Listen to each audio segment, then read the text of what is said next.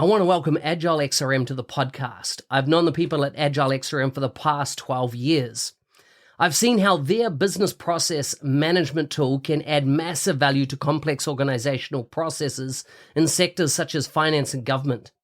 If you have complex processes or a need for dialogues on the Power Platform or Dynamics 365, take a look at how this BPM tool can add value. You can find them at agilexrm.com or check out the show notes for more details. Welcome to the Power Platform Show. Thanks for joining me today. I hope today's guest inspires and educates you on the possibilities of the Microsoft Power Platform. Now, let's get on with the show. In this episode, we'll be focusing on mixed reality, AR, VR. We'll dive into warehouse automation and who knows, sprinkle a bit of AI through there as well. Today's guest is from New York in the United States. He works at Mazars as a manager in system integration with Microsoft. He holds 16 certifications across Dynamics, Azure, and the Power Platform. He has done over 20 implementations across Dynamics, 365, F&O, CE, Power Platform, mixed reality in various industries. Check out the links for his bio in the show notes for this episode. Welcome to the show, Christian. Thanks for having me. Pleasure to be here again. Yes. So, Chris, the last time you were on was actually a bit over 50 episodes ago. It was episode 447. So if you want to check out that conversation that we had, just go to podcast.nz365guy.com/447 and you'll be able to listen to that episode. So, and of course, that was around you being an MVP. And off the back of that, I was like, hey, we've got another recording to do here because you're doing some really interesting stuff that I think the community would find valuable and really opening their thinking in this space. So before we get into that, normally I'd ask, a bit about what you do. Now that's in the other episode and that's not too long ago, so people can go and listen there. But what have you been up to lately? What's been on your radar in the last, couple of months, last 90 days? Good question. Actually, I've been at Dynamics Community Summit, right? I'm in Charlotte. So professionally, it's always a highlight. Presented Nice. there with my peer MVP colleagues on the second day at the second keynote, if you want to tell it, if you want to mention it that way. Had a couple sessions on mixed reality, warehouse automation, as well as we're covering it today. And also commerce, and of course Copilot needs to be part of that too. So that was one of my highlights that was within the last 90 days. Nice. How big was that event? As in, like, the last one I went to, run by that organization, was, where was it? It was Texas. Yeah. So wherever it went, I know that with Gus Gonzalez hired a vehicle. And we went to the place where the old Texan, the cowboy movies and stuff used to be shot. There's some town there that it was, Doc Holliday, all those type of things. I think it was back there. I might have got that wrong, actually. But it was an amazing experience. I don't know where we drove to, way out of town. It was a highlight of that. And that was a pretty big conference at that time. And of course, that was the last one before the pandemic hit. So, what were the highlights of that event? Wow. There are a lot of highlights, to be fair. It's always great to connect with your peers. The industry is very small, like a little family, I would say. Everyone knows each other from a consultant side. That's how it feels, at least. Great to connect with ISVs, other partners, with Microsoft themselves, and end users, of course, that come there and like to hear about the latest and greatest. And it's always good to hear their perspective, their pain points, their business problems. It gives a lot of insights as well. What clients actually need. What are actually their business problems? What impacts they're looking for? Because that drives, in the end, which solutions you should propose or tackle with them. So it's those are my highlights usually from those summits. Yeah, so good. Let's delve into, first of all, mixed reality, augmented reality, and virtual reality. Can you first, in your words, when people ask, well, what's the difference? How do you explain the difference between those three phrases? Good question. Mixed reality itself, I mean, Microsoft mentioned the mixed reality spectrum, right? On the far left, you would see augmented reality, right? Where you overlay your physical environment with holographs, right? You can still see everything around you, but you overlay the reality. On the other hand, on the other side, you have the VR fully immersive experiences, right, where you are in a fully immersed virtual environment or reality. And well, if you would take a couple steps up front, you probably walk against the wall because you don't see what's around you. Yes. Right. So that's the difference between those two on the mixed reality spectrum. So the main players in the market, that jumps to mind for VR is, of course, Facebook and what they've got with Oculus, right?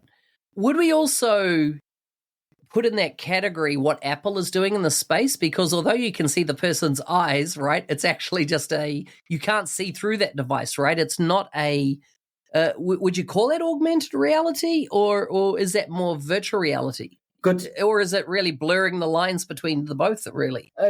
Good question. Let me start with the Meta aspect that you mentioned.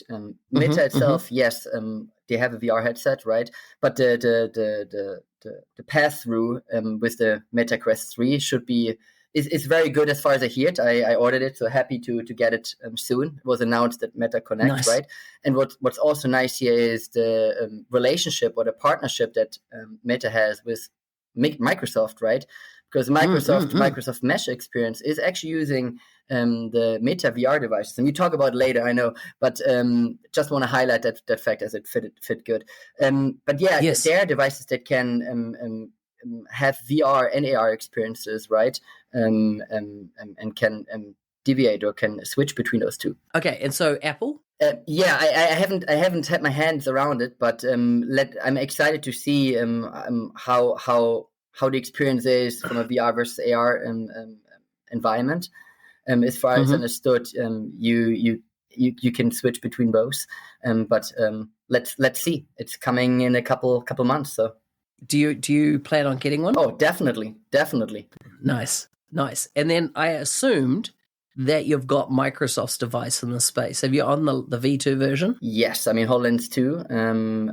Definitely have a couple of those in my organization and one privately too. So nice. Okay.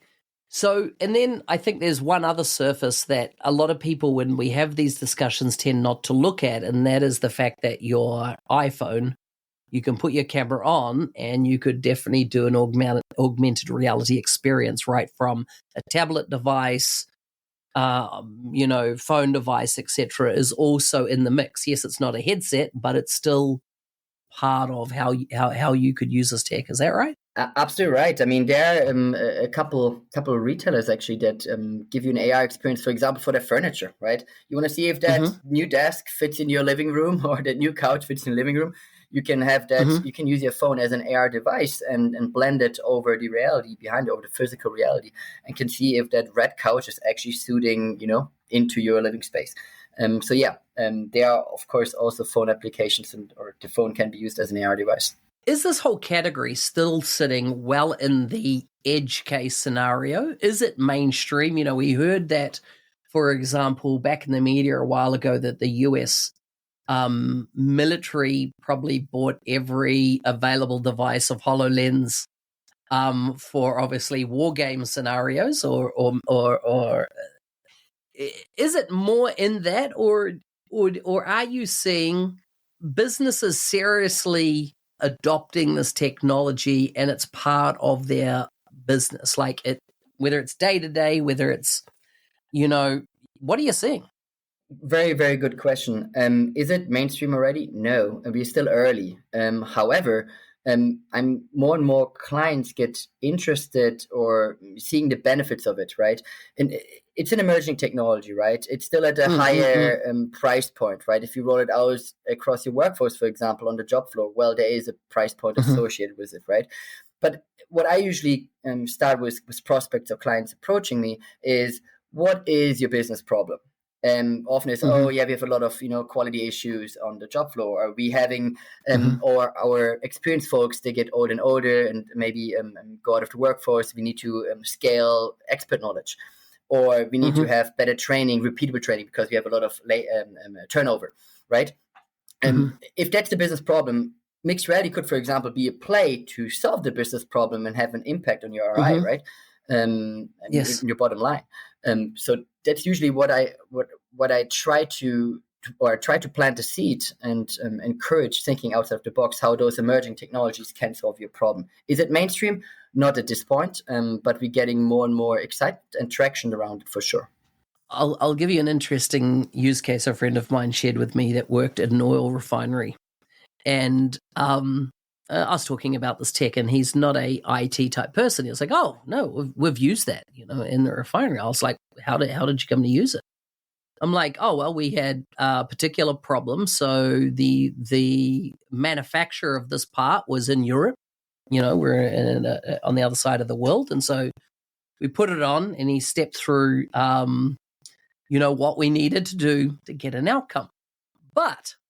Everything was being recorded, right? Because part of their health and safety policy required that everything was recorded, etc.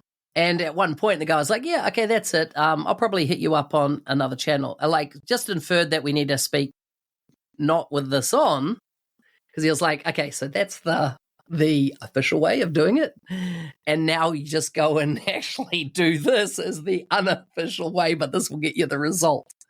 Do you see any of that kind of fear in the market, that because this is now obviously monitoring both sides of a conversation, everything's been recorded logically, that people are more reserved, if you like, in what they're necessarily going to say and do with the technology? I have mixed feelings here because, for example, if you are on a Teams call and it's recorded, right, you would probably also be a little bit more cautious what you're saying, maybe. Yes, it's exactly. the same experience here, right? I mean, for example, with HoloLens 2, if you're running a remote assist session, yes, you can record it, but it's a similar thing you would have when you record with a Teams call, right? So I wouldn't say that. I actually think there are much more interesting use cases that you can have with the mobile nature of HoloLens 2, right?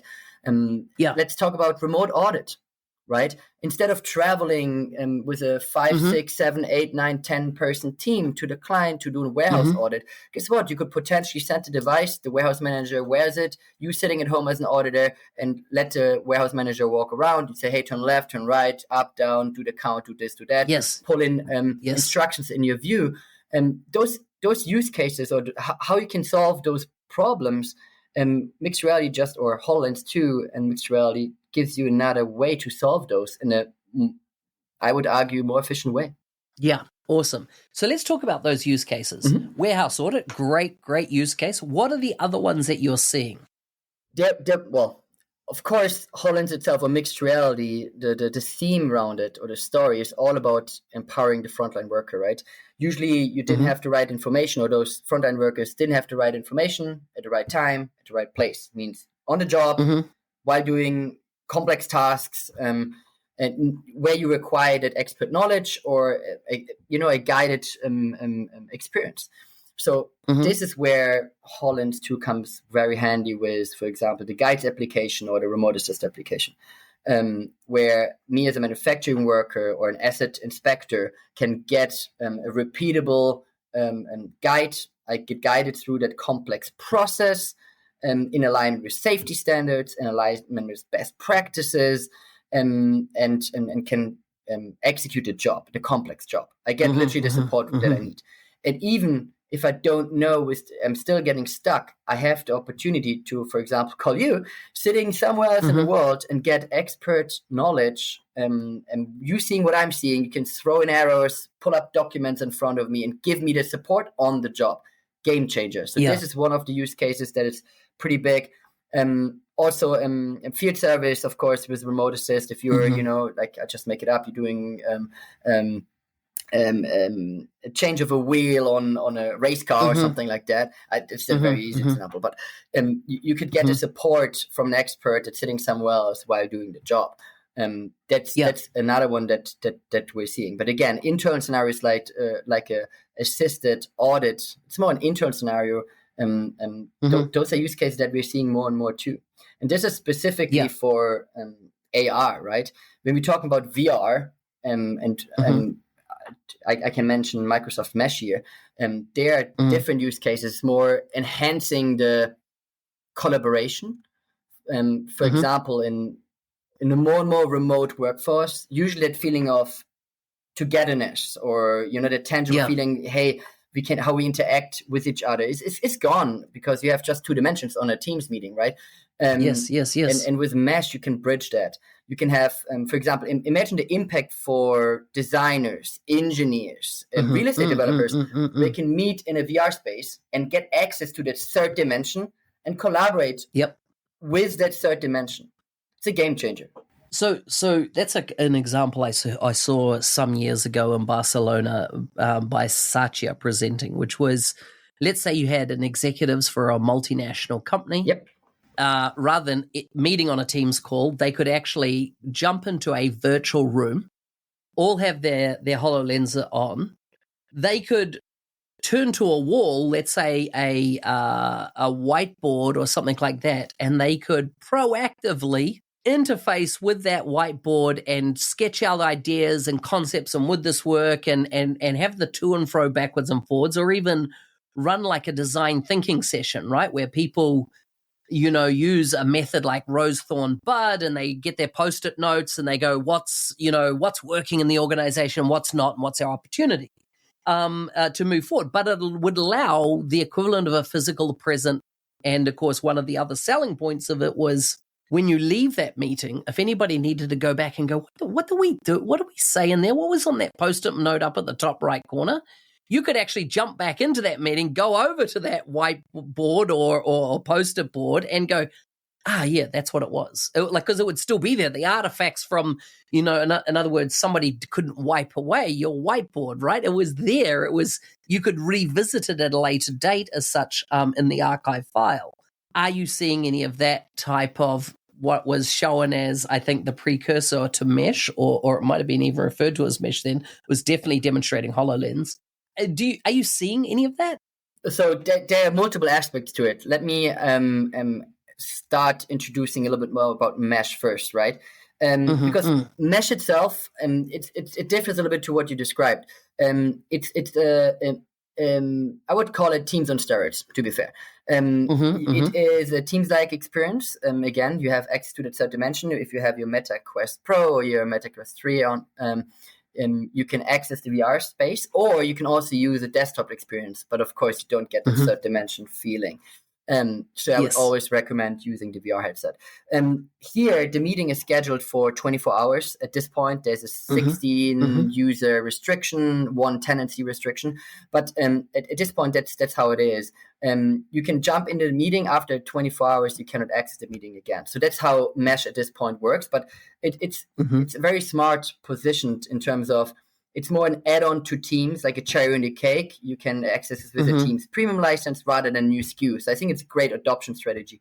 To what you described, yes, there was initially some introductions to how Mesh would look like on HoloLens, but that was at some point dropped, and Mesh was built more on top of Teams and more on the VR side versus the AR side. So that's where we're at right now. Interesting. So if we looked at from the AR perspective, then what about the training scenario? Because some of the original ones were, let's say you're on a car manufacturing line. Yep. And you wanted to train people on, and of course you can do that visual overlay, and this is, blah, blah, blah. Do you see a lot of the training, organizations wanting to use the tech for complex training? That's physical world training? Yes. I mean, we see a lot of, the key or core industries we're seeing traction or interest in mixed reality is manufacturing, education, and retail. Manufacturing we covered, right? You supporting the front-end worker, but you can also overlay, for example, via spatial anchors, data from IoT sensors. You're walking around the floor and you see, oh my God, okay, here the insights from the different IoT sensors. Pretty cool, actually. So it's more a contextual overlay. On the educational side, this is very broad. I mean, it could be like a healthcare support, right? To how to do implantology. I think we touched on that last episode too. But like training for implantology or for the healthcare sector, or it could be training for an electrician. It could be training for an architect or an engineer, or you can run simulations. So it is pretty broad. What we're seeing at this point is that a lot of clients are currently still interested in the guides application, what is an out-of-the-box Microsoft business application based on mixed reality, right? Yep. And as a starting point or entry point, but then when they get more tangible feeling for it and see the value add, they are more interested into those custom scenarios based on spatial anchors, right? But the guide mixed reality out-of-the-box application is a good low-cost entry point to mixed reality and take advantage of repeatable guides. Nice. How does licensing work with Microsoft and this tech? Good question. Love that. There's a license for the guides business application, right? What's it round about in US? $65 if I'm not mistaken. A month? Yes, per user. Yeah. Yep. So that should be, or that's the guides/remote assist license, right? And of course, if you build custom applications, I mean, there's some Azure consumptions and stuff like that of course, may take place. Are Microsoft still heavily investing in this space?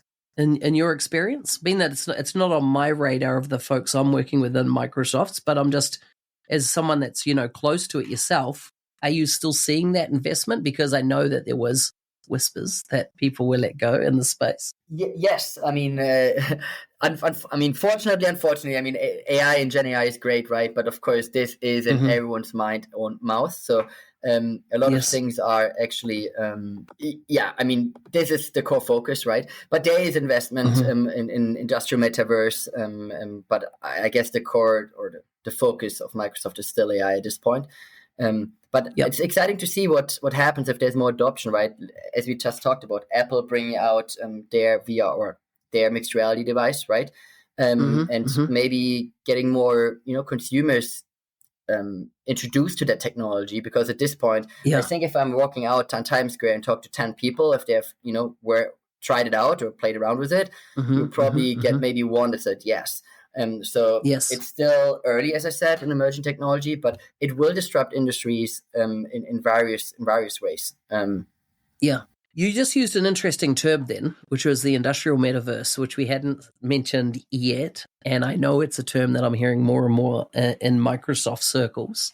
What is the industrial metaverse? Multiple things. One is, of course, access to VR, AR devices. Then there is digital twin technology, cloud technologies of computing is also part of it, right? IoT sensors. It all plays together into a virtual representation of an organization or a process, right? I mean, we have, for example, already touching on the warehouse robotics and automation side, a partnership with NVIDIA, right? NVIDIA Robotics, and they're running a complete digital twin of their warehouse and an optimized routing here. So those scenarios we will see more. Then, of course, the VR and AR component is also part of that industrial metaverse story, as we described. What type of companies are talking about industrial metaverse? Are they pretty much in manufacturing?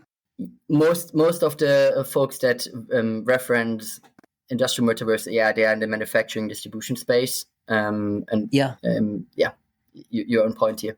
I was listening to a podcast yesterday from Joe Rogan, who had Elon Musk on the show, and Elon was saying something very interesting. He goes, Joe Public doesn't understand how complex manufacturing is. He said something like, you can have 10,000 things that need to happen to produce something, and 999 of those might go right, but the one that doesn't, that means the product doesn't ship, right? It actually means a heap of rework, etc. And he goes, because there's, and he said this, he said, because there's never been a movie about manufacturing, he said the public don't understand manufacturing and just what's involved and the complexity to manufacture products at scale.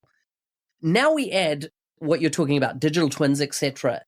Are you seeing that as an enabler, as an, what are people's thinking? Because I saw a demo some years ago, and it was either by GE or Boeing around aircraft engines and how they have created digital twin equivalents and allows them to run scenarios digitally that it allows them to find insights, wear points, break point, all that type of stuff without actually having to do it in the physical world. Or it gives them insight to lead to that. And then I've heard recently of an example of a company that this guy's role inside the organization was to understand the impact of a crash test on the model of vehicle that they were manufacturing. And he was saying that the problem was he could only do so many crashes a year and collect the data around those. And every division in the company for every model of car also had their separate teams doing that. And once he tied into the collective data of everything, they were able to massively reduce the physical crash scenarios that had to generate because they were doing it electronically. I was like, man, this shows the power of data, and electronics is so much cheaper than physically taking a car and smashing against a wall or a crash test dummy or whatever it was, right? What are you seeing in that warehouse space, automation space, manufacturing space where technology is taking much more of a front seat role because ultimately it's a more cost-effective way? Good, very, very, very lovely examples actually that you brought up. As you said, digital twins and technology around that. The benefit of it is actually that you can run scenarios, right? In the warehouse field, especially warehouse automation field, where you, for example, have robotics running around to do your picking and drop it at the put wall, right? Where then your worker just needs to, do the final containerization. Here, orders come in real time, right? It's not that we have a static data set that, you need to work off. Orders change, cancellations, new orders coming in, and there's a constant routing and recalculation of what is the most efficient way to get to that product based on where it's stored in your warehouse. So that logic and running those simulations via digital twin are powerful because you can reduce walking times or routing times massively. This is one scenario that we are partnered up with NVIDIA Robotics actually, and they're very strong at. Interesting. Tell us about AI and Copilot. I know we've smashed through our time pretty quickly. It's such an interesting topic. But what are you doing in this space? Well, there's a lot of cool things happening on the AI, Gen AI, Copilot side of things. I mean, just talking about business application space, right? From commerce, right, where you can create content via Copilot. Instead of you manually need to recreate the product descriptions and the content for your website, you can use ChatGPT or in that case, Copilot in Azure AI Service, right? You can reply to custom emails based on the sentiment or the history. Can summarize a project status reports or project to his project status report. I just named literally examples across, Dynamics 365 project operations, finance and operations, supply chain, commerce, marketing, sales and service. I mean, across all those product lines, we see those, if I would say enablers or things that make your process more efficient. What is great in the end for the end user, because things that probably were not the favorite part of your day usually are now taken on by those Copilot processes, and you can literally focus on higher value adding tasks, what is great. So yesterday I was in a session with Ryan Cunningham.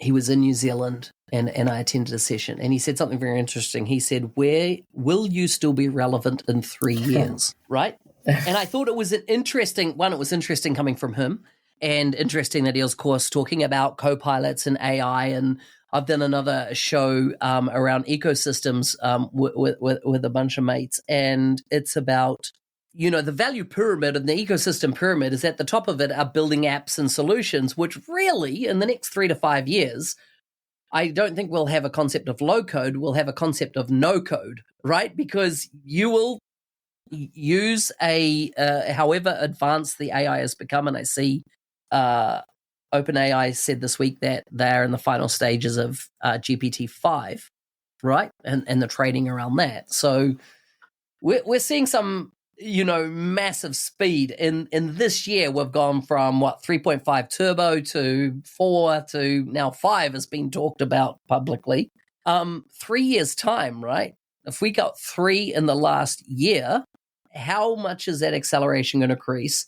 And how much of what we do manually now do you see is going to be so awesome in that we can tap into amazing data sets and knowledge and build things that we, might not have the developer. We might not be programmers. We might not know the nuances of it. But of course, in the advances of these large language models, who knows where we'll go? Will it be a large language model? What will be the next of any of where we are going, What's your thoughts, your crystal ball for the next 3 years? Very, very interesting perspective and question. I mean, if you think back historically, technology, where it came from, where it went, initially when computers got introduced or the internet, and there was always talk, it makes things, redundant. And there are certain roles that will be probably changed. But for example, just talking about the Copilot programs to start with, as it says, it's branded as Copilot. There's still a pilot in the pilot seat that needs to, trigger, and it should be that way, right? You still need to, validate and adjust things because it's not perfect at this point. And looking out to the future, as you said, will I be still relevant? I think so, because in the end, it makes your day more efficient. There will be probably a shift to other tasks or responsibilities. Instead of doing the low-hanging fruit tasks, you can shift to more rewarding or high-valuing tasks. I still think we will be in the loop, and we should. There's also that concept of save AI, how to implement it responsibly, and those discussions. And we should take that seriously, right? That we are still in the loop, we are still in control. And yes, there will be a shift in roles and responsibilities, and certain roles and responsibilities will not be there anymore. I'm certainly think that, but it will just change your focus to other tasks, or your role will just change, like it did in the past, right? With technology involvement, it was not, now things completely got wiped out. It was more, hey, things changed, a different skill set became more needed. And especially when you talk about the coding part, right? I mean, GitHub Copilot, you probably checked it out already. Yes. It is great for doing 75%, 70% of your your work, especially low hanging, no complex kind of work.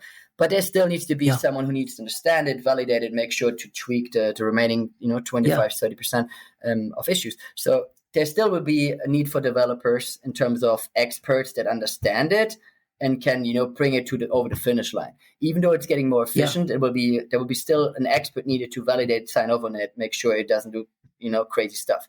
So I still think that the terminology Copilot programs, or Copilot in general, is very meaningful in that regard. But we're talking about 3 years' time. In 3 years' time, will you and I be the co-pilot?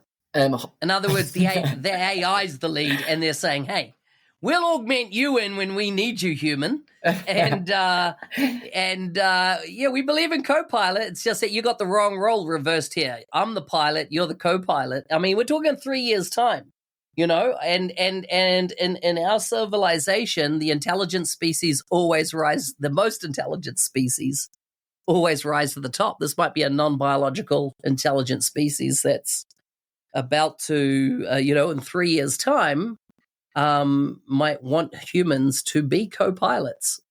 And it's the pilot.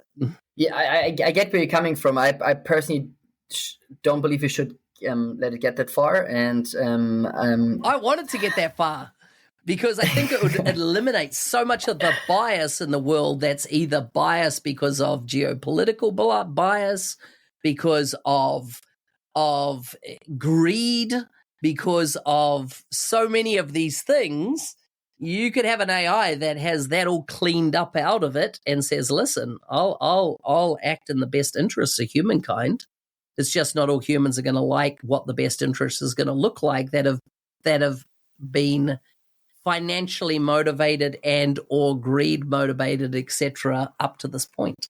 Yeah, and as you said, perspectives are always different from which background you're coming, and so that will be a hard one. I mean, I personally believe innovation in the past and in the future brings together technology, ideas, processes, and people. And the people element will still be relevant and an important factor in driving technology. It's not the other way around. Yeah. It's interesting to speculate, right? It's interesting. We might find that we've already in the matrix and are just used as fuel cells. But yeah, good. Chris, so good chatting to you. I love it. I love bouncing this type of thing and seeing the insights of what you're doing. I think that your particular area of tech is so exciting because it is blending so many of, some would say the bleeding edge of technologies. It's definitely the cutting edge, right? And how, in the last 12 months, AI coming so prevalent in this mix of AR and VR mixed reality. I think, mate, you're in an exciting place. Yeah, I mean, if you add a little bit AI sprinkles over VR, I mean, there are certain scenarios where both can come together, right? Also, for example, with large language model bot in VR. Let's say for onboarding, right? I'm getting hired today and I don't know what my role is, right? You could have a large language model bot in VR, having a VR onboarding experience instead of those static videos that, I'm sorry, I mean, probably nobody watches anyway when you get onboarded, right? You can have a more, engaging experience and in the end have a bot there that answers based on your knowledge base what the role of a senior consultant should do, what the role of an accountant should do, how many PDO days do I have, instead of trying to find an employee handbook that may take you an hour. So there's also use cases where VR AR can come together with AI here. That's what I'm currently exploring a lot, actually. I love it. Hey, thanks for listening. I'm your host, Business Application MVP Mark Smith, otherwise known as the NZ365 Guy. If there's a guest you'd like to see on the show, please message me on LinkedIn. If you want to be a supporter of the show, please check out buymeacoffee.com/NZ365 Guy. Stay safe out there and shoot for the stars.